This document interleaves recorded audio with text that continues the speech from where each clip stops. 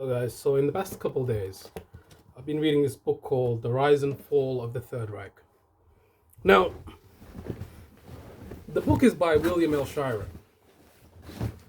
but wait, let me just adjust my camera. But it basically talks about everything that happened during World War II and the rise of Hitler and how he ultimately collapsed and all the power games that happened.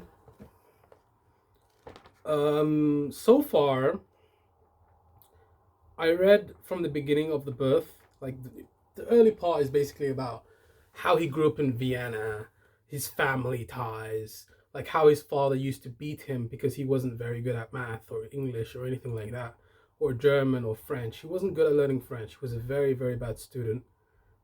Then afterwards, he spent his vagabond days in Vienna. He was homeless in Vienna, eating from soup kitchens. He was a homeless vagabond in Vienna. He used to live he used to live by selling paintings on the side of the street. Like he was a decent painter, not excellent or good, just like below average. But sometimes people would buy his paintings, some here and there. He was basically a homeless artist, just running around from town to town trying to gain a fortune. Then suddenly he joins World War One, and he kind of gets like some kind of indication from it. And it kind of talks about that here. Like I'm kind of having some brain thoughts here, but yeah, he once he became chancellor in 1933. There's a lot of different political games being played in his inner circle, with Goering, Goebbels, which is his second in command. Goering was his head propaganda minister, but that was that was after the war, like when the war was happening. During the war, he was his propaganda minister. But before that, he was like his close knit of circle was basically Himmler, Speer. Speer came on later on, but there was also Rome. He was the head of the SA, and then there was Himmler. Those were his close circle. And then somehow they all became powerful because because they took advantage of certain things like policies, like the Weimar Republic was collapsing and there was a lot of inflation happening at that time. So there were a lot of reasons why people were fed up with what was happening at the time.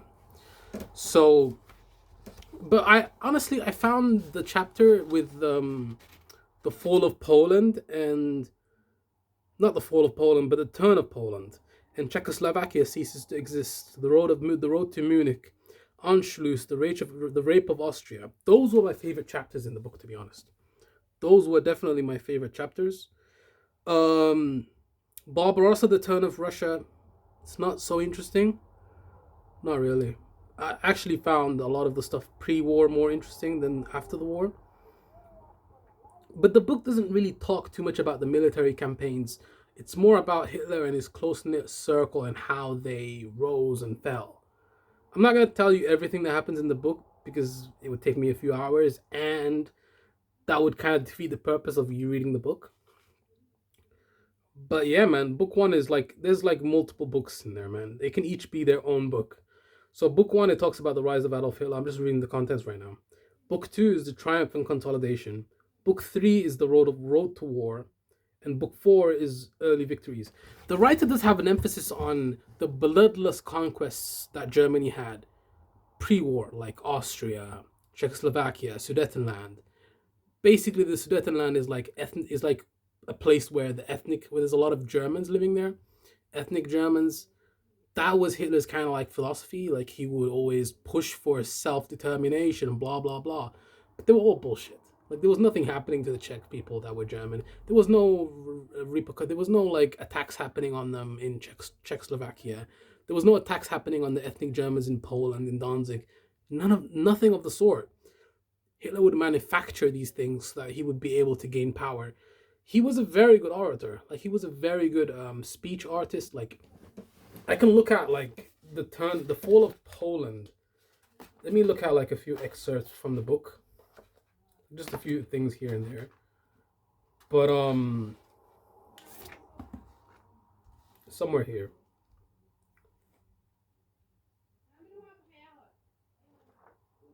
Turn of Poland. Where's that? Here it is. There's like a lot of like not poems, but like speeches that he would do, and there's also a lot of games and political games being done between Chamberlain and Hitler. Like it was quite interesting how Chamberlain was so ready to give Hitler everything he wanted, even with Munich, the road to Munich.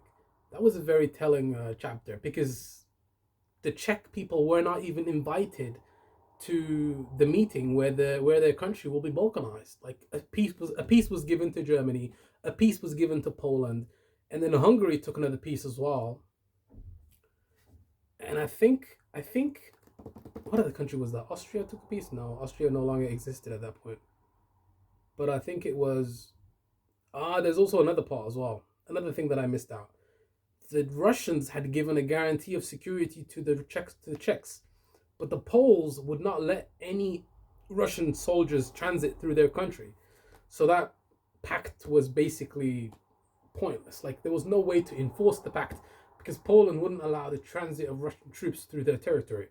That's another story, but the Poles are like throughout the book it always talks about how the Poles are very, very anti-Russian.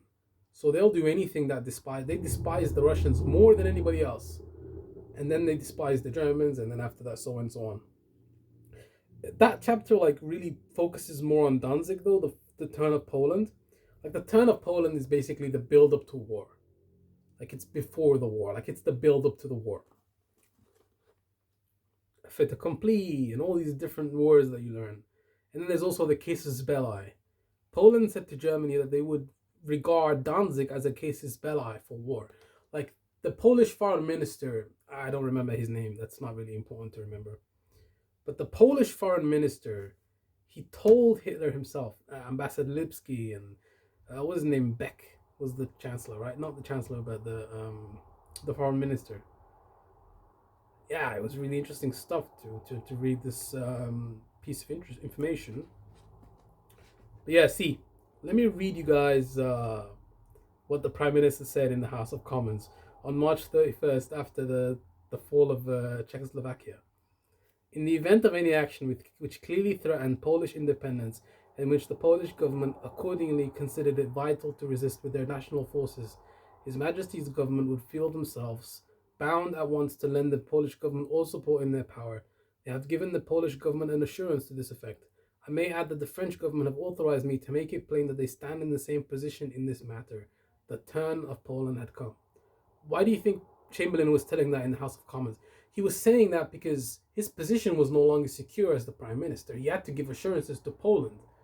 Because if Poland fell to the Nazis and there was no type of aggression against Germany, then Germany would be a lot stronger and they would be having bloodless conquests.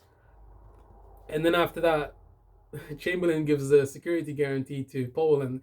In the event of a German invasion, they would declare war on Germany, Hitler and France. And you know how pissed off Hitler was? He was so angry. Like, it talked about...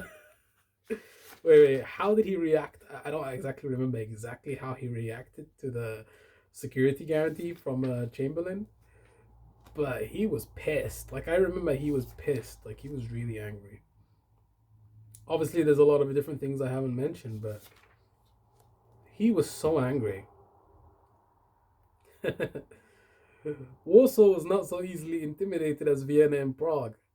The next day, March 28th, Beck sent for the German ambassador and told him in answer to Ribbentrop's declaration that a Polish coup against Danzig would signify a casus belli, and that he in turn was forced to state that any attempt by Germany or the Nazi Danzig Senate to alter the status of the free city would be regarded by Poland as a casus belli. This is definitely like one of my best quotes.